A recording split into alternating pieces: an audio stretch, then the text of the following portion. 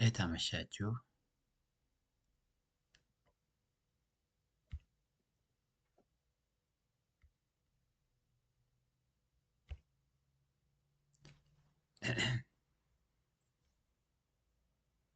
ከአንድ ሁለት ሶስት ይሰማል። ሰላም ለሁላችሁ ይሁን።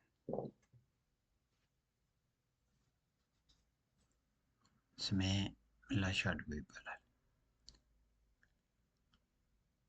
በሙያ ሶሲዮሎጂስት ነኝ። ስነ መለኮትም በተወሰነ መልኩ ተምሬያለሁ። ዛሬ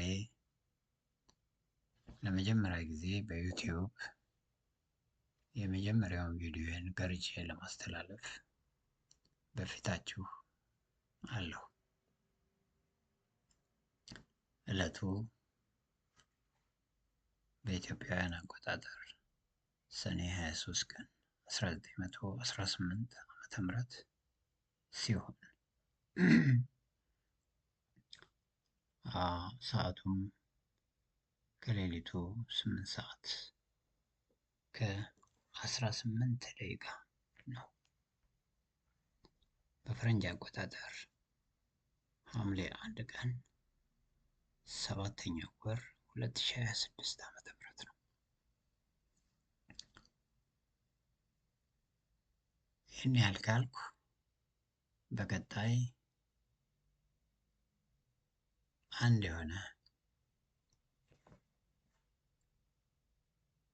የተለያዩ ትምህርቶችን አስተምራለሁ። ዛሬ ግን እንደመነሻ እንዲሆን የመግቢያ ሀሳብ አቀርባለሁ። ከሰው ልጅ እንጀምር። ሰው ምንድን ነው? የሰው ልጅ ማን ነው? እንዳጠቃላይ የሰው ልጅ ተነቦ የማያልቅ መጽሐፍ ነው። ያውም በብዙ ምዕራፎች የተሞላ። የሰው ልጅ አስደናቂም ፍጡር ነው፣ አደገኛም ፍጡር ነው። አስደናቂነቱ ወይም አደገኛነቱ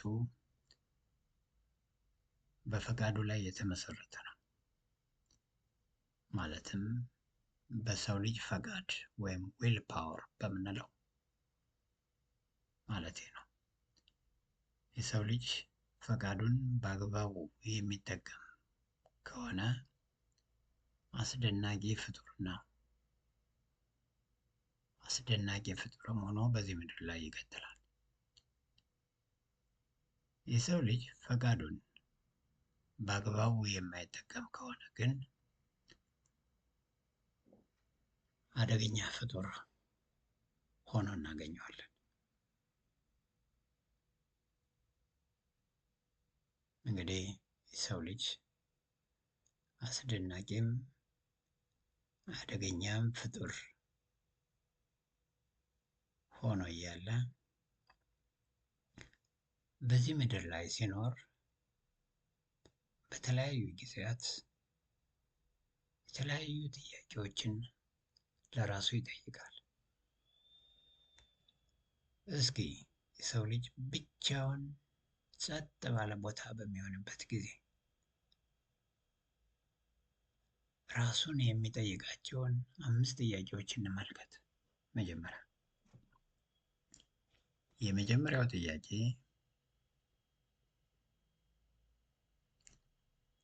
እኔ ማን ነኝ ይላል። ሰው ብቻውን ሲሆን እኔ ማን ነኝ? ሁ አማይ የሚል ጥያቄን ይጠይቃል የሰው ልጅ።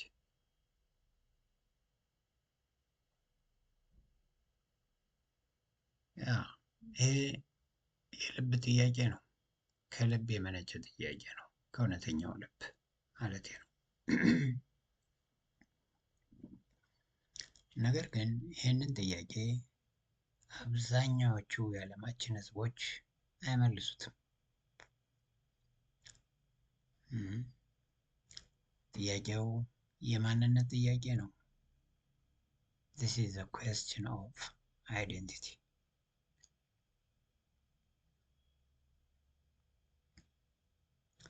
ብዙውን ጊዜ የሰው ልጅ ማንነቱን አያውቅም። ምን አይነት ፍጡር እንደሆነ አያውቅም፣ አይረዳም። ከዚህ የተነሳ ሌሎችን መስሎ መኖርን ይፈልጋል ወይም ደግሞ ይጥራል።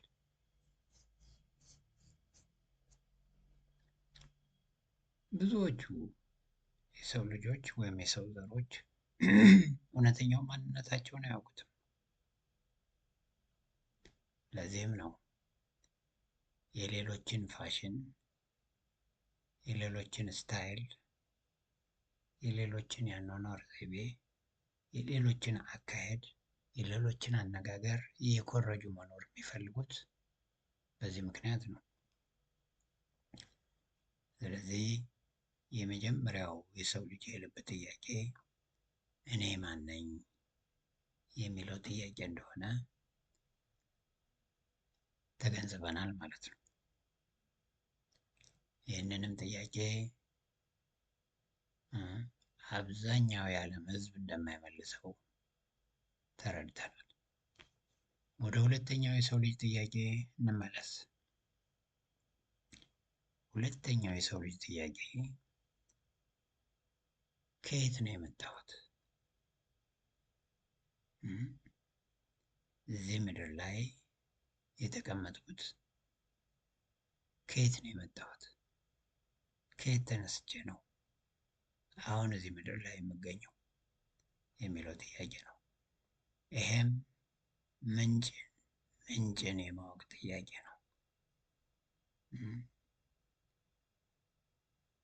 It is the question of heritage or source. ምንጫችን ምንድን ነው የሚለውን የምንጠይቅበት ጥያቄ ነው። አሁንም 99% የዓለም ሕዝብ ምንጩን አያውቅም በትክክለኛነት። ከየት እንደመጡ ምንጫቸውን የሚያውቁት ጥቂቶች ብቻ ናቸው።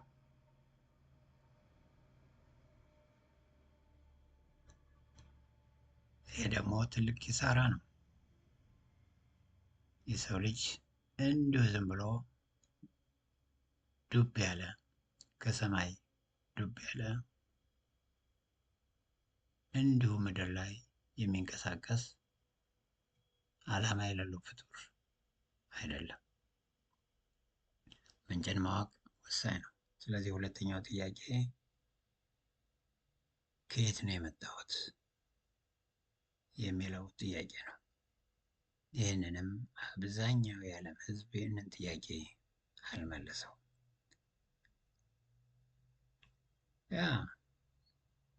ለዛ ነው ዓለም የምትተረማመሰው። ወደ ሶስተኛው ጥያቄ እንሂድ። ወደ ዝርዝር እየገባሁ አይደለም፣ ዋና ዋና ነገሮችን ነው እየተናገርኩ ያለሁት። ሶስተኛው ጥያቄ በዚህ ምድር ላይ የምኖረው ለምንድን ነው የሚል ነው።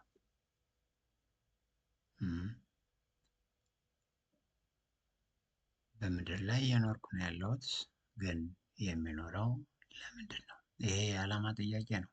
This is the question of purpose. የሰው ልጅ ራሱን ለምንድን ነው የተጸነስኩት?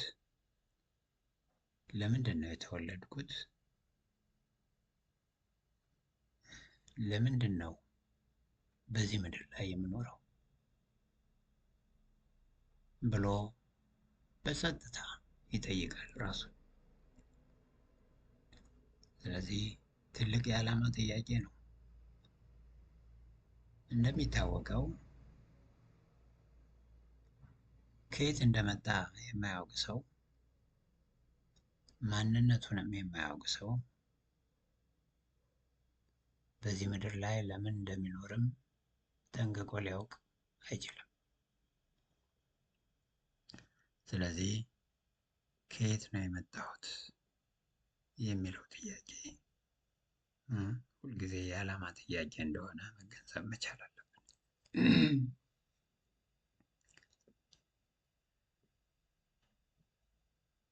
አራተኛው ጥያቄ ጋር ስንመጣ ምን መስራት እችላለሁ? በውስጤ ያለው እምቅ ኃይል ምንድን ነው? ለዚህ ምድር ምን ማበርከት እችላለሁ? የሚል ጥያቄ ነው። ይሄ እምቅ ኃይልን ወይም እምቅ ሀብትን ለማወቅ የሚደረግ ጥያቄ ነው። This is the question of potential. ልክ ላይ እንዳልነው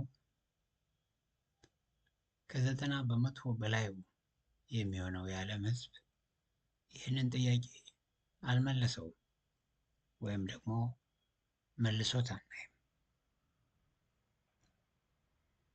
ነገር ግን ይሄ ትልቅ ጥያቄ ነው። በውስጣችን ያለውን እምቅ ኃይል ወይም እምቅ ሀብት ስናውቅ በዚህ ምድር ላይ ምን ሰርተን ማለፍ እንዳለብን እንገነዘባለን። እንደ እውነቱ ከሆነ ግን ይህንን አናውቀውም።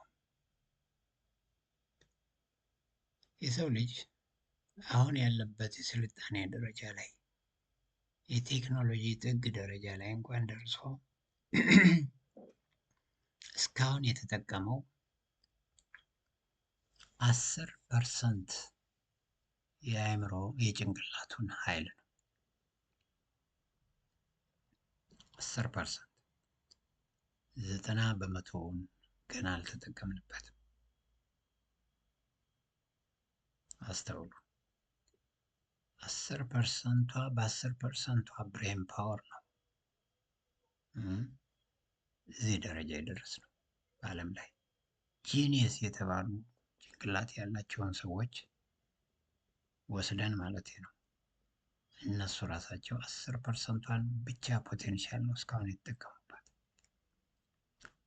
የሰው ልጅ 90%ቱን ሲጨምርበትማ ምን አይነት ፍጡር እንደሚሆን መገመት ትችላላችሁ።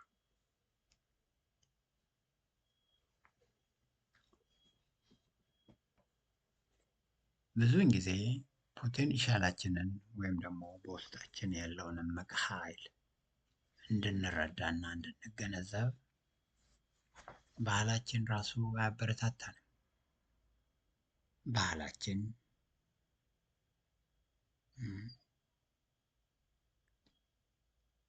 እንዲህ አይነት ትልቅ ሀብት በውስጥህ አለ፣ ትልቅ ኃይል በውስጥህ አለ ብሎ አያስተምረንም። ባህላችን ብቻ አይደለም፣ የትምህርት ተቋማቶቻችንም የሰው ልጅ ትልቅ ፖቴንሻል በውስጡ እንዳለ በአብዛኛው ሲያስተምሩ አይታይም።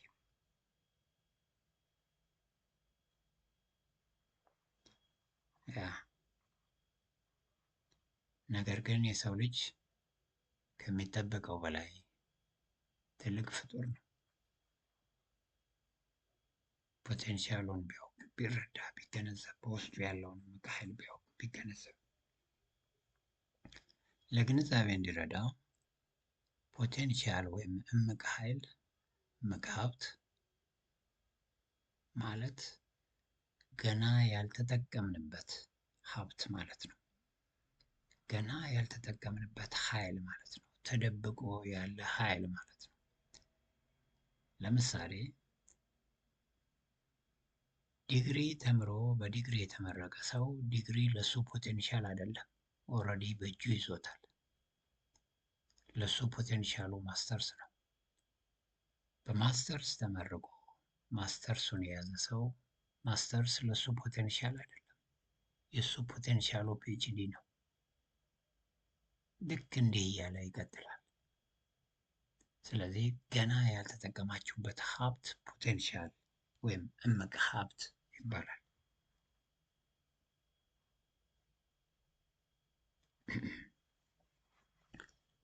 ስለዚህ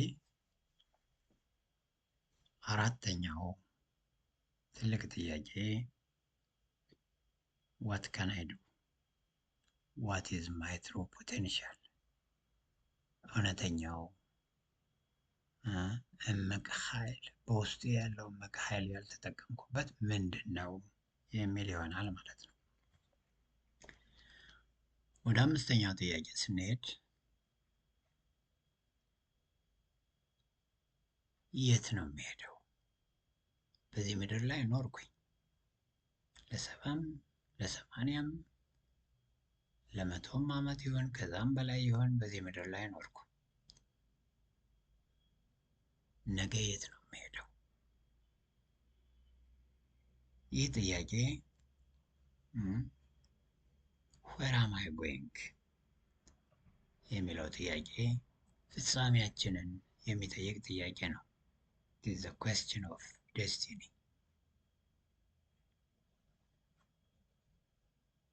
የሰው ልጆች ብዙውን ጊዜ በደመነፍስ ኖረው በደመነፍስ ይሞታሉ።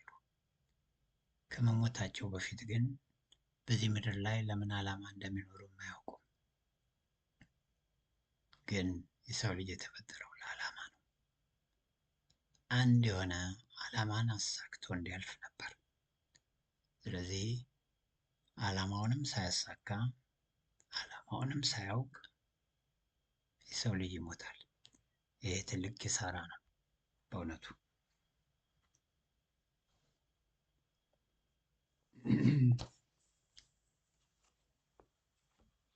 እነዚህን 5 ጥያቄዎች ካየን ዘንዳ እስኪ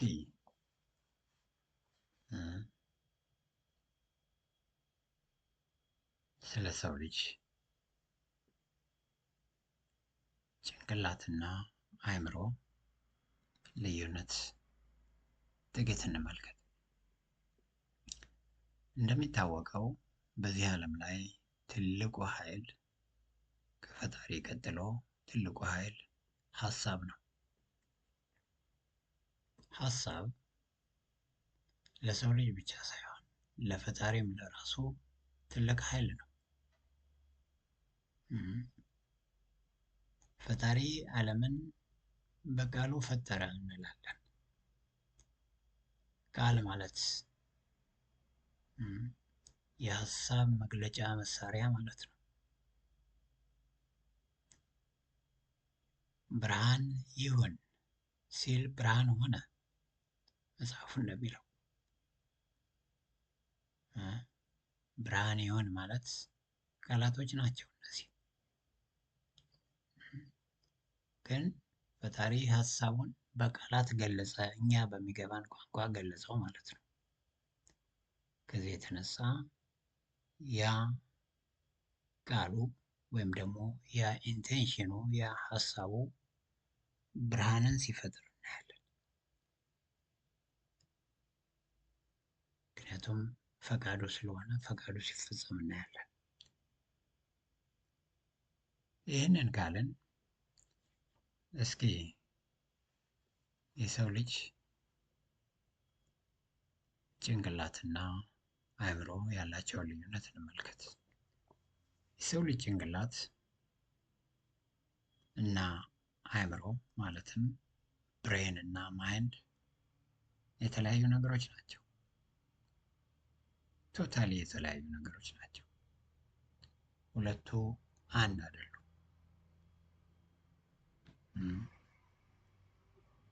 ጭንቅላት ወይም ደግሞ ብሬን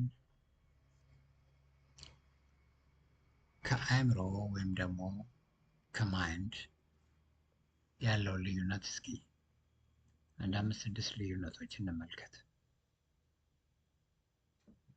አንደኛ ልዩነት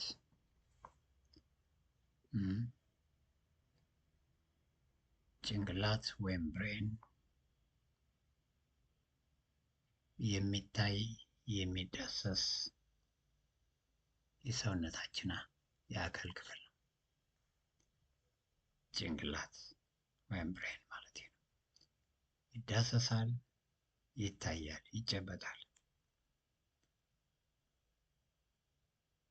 በተቃራኒው ደግሞ አእምሮ የማይዳሰስ የማይጨበጥ ነገር ነው። ይህንን ተገንዘቡት።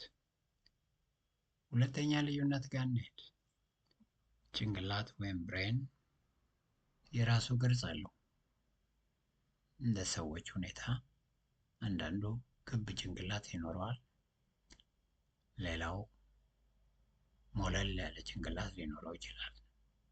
አንዳንዱ ትልቅ ጭንቅላት ሊኖረው ይችላል፣ በመጠን ማለት ነው።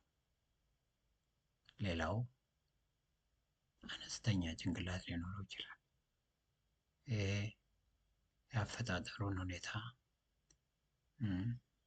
የሚያመለክት ነው። ስለዚህ ጭንቅላት የራሱ ቅርጽ አለው። አእምሮ ግን ይሄ ነው የምንለው ቅርጽ የለውም። አእምሮዬ እንዲህ አይነት ነው ብለን ልንገልጸው አንችልም። ሌላው ልዩነት፣ ሶስተኛው ልዩነት ጭንቅላት በሰውነታችን ወይም በአካላችን ውስጥ ወይም ደግሞ አካላችን በላይ የሰው ልጅ የመጨረሻው አናቱ ላይ የሚገኝ ወይም ጫፍ ላይ የሚገኝ እንደመሆኑ መጠን የሰው ልጅ ነርቨስ ሲስተም ይቆጣጠራል። የነርቭ ሲስተሙን ይቆጣጠራል የሰው ልጅ። ስለዚህ ነርቭ ሲስተሙን እንደመቆጣጠሩ መጠን ደግሞ የሰው ልጅ እንቅስቃሴ፣ የሰው ልጅ ስሜቶች ወዘተ ይቆጣጠራል ጭንቅላት።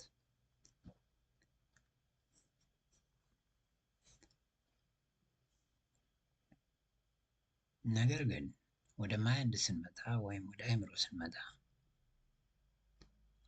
እንዴት እንደምናስብ፣ እንዴት እያሰብን እንዳለ፣ እንዴት ማሰብ እንዳለብን፣ ነገሮችን እንዴት መረዳት እንዳለብን፣ ምን አይነት ምላሽ መስጠት እንዳለብን ነው ማይንድ የሚቆጣጠረው። አስተሳሰባችንን የሚቆጣጠር ነው ማይንዳችን ወይም አእምሯችን። ወደ አራተኛው ልዩነት ስንመጣ ጭንቅላታችን በእጃችን ልንዳስሰው እንችላለን፣ ወይም ጭንቅላታችን ከአካላችን በላይ ስለመሆኑ በስሜትም በመዳሰስም ልናውቀው እንችላለን።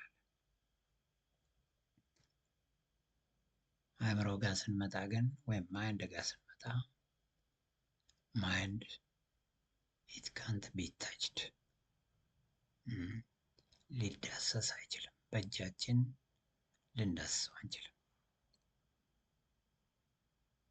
እዚህ ቦታ ነው ያለ ልንለውም አንችልም። በመሰረቱ አእምሯችንን እንዲሁ ብቻ ከጭንቅላታችን ጋር ተባብሮ እንደሚሰራ ግንዛቤው ይኖረናል እንጂ እዚህ አካባቢ ነው ያለ፣ እዚህ ቦታ ነው ያለ፣ ስፔሲፊካሊ እዚህ ቦታ ነው ያለ ልንለው አንችልም።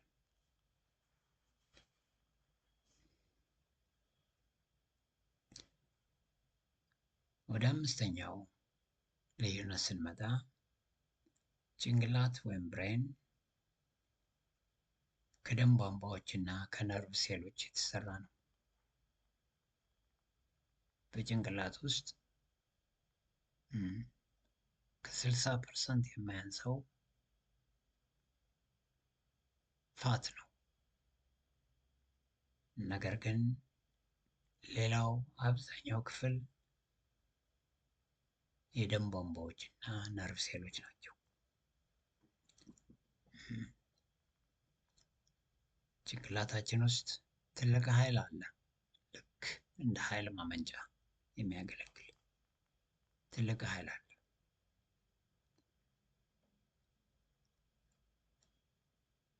ወደ አእምሯችን ስንመጣ ግን የማይጨበጥ እንደመሆኑ የማይዳሰስ እንደመሆኑ አእምሯችን የደም ቧንቧዎች በውስጡ የሉትም፣ ነርቭ ሴሎችም የሉትም።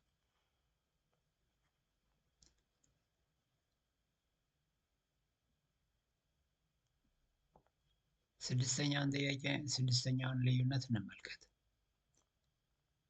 ይህንን ለምሳሌ በኮምፒውተር ቋንቋ እንግለጸው ብንል ጭንቅላትና አእምሮ። ጭንቅላት በኮምፒውተር ቋንቋ ሲገለጽ ሃርድዌርን ይወክላል፣ ሃርድዌር ነው። አእምሯችን ግን ወይም ማይንድ ግን ሶፍትዌር ነው። ብዙዎቻችሁ ኮምፒውተር አጠገባችሁ አለ። ያ ኮምፒውተር እንደምትፈልጉት የምትፈልጉትን አይነት አገልግሎት ሊሰጣችሁ የሚችለው ትክክለኛውን ሶፍትዌር ስትጭኑት ብቻ ነው። አለበለዚያ እንዲሁ ሃርድዌር ሆኖ ይቀጥላል ማለት ነው። ልክ እንደዚሁ ጭንቅላት ያለ አእምሮ ዋጋ ቢስ ነው። አእምሮ የሚባለው ሶፍትዌር በጭንቅላት ውስጥ እስካልሰራ ድረስ፣ እስካልተንቀሳቀሰ ድረስ፣ እስከሌለ ድረስ ጭንቅላት ብቻውን ምንም ጥቅም የለውም።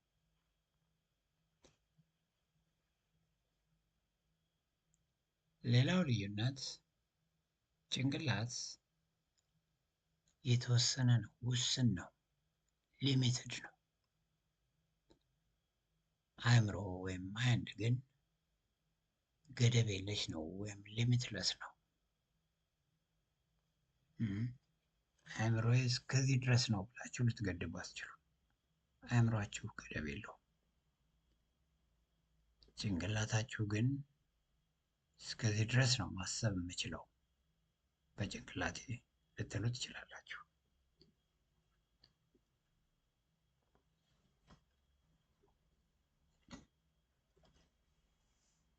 እንግዲህ ይህንን ያህል ስለ ሰው ልጅ ከተናገርኩ በሚቀጥሉት ትምህርቶች በተለያዩ ርዕሰ ጉዳዮች የተለያዩ አይነት ትምህርቶችን ይዤ እቀርባለሁ።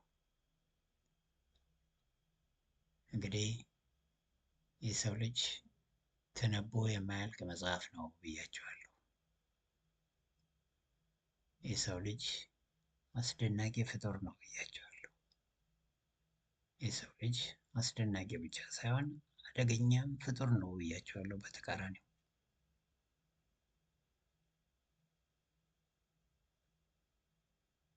በሚቀጥሉት ትምህርቶቻችን የተለያዩ ርዕሶችን ይዤ እቀርባለሁ። ለዛሬ ስላዳመጣችሁኝ ምስጋናዬን አቀርባለሁ። ታንኪዩ።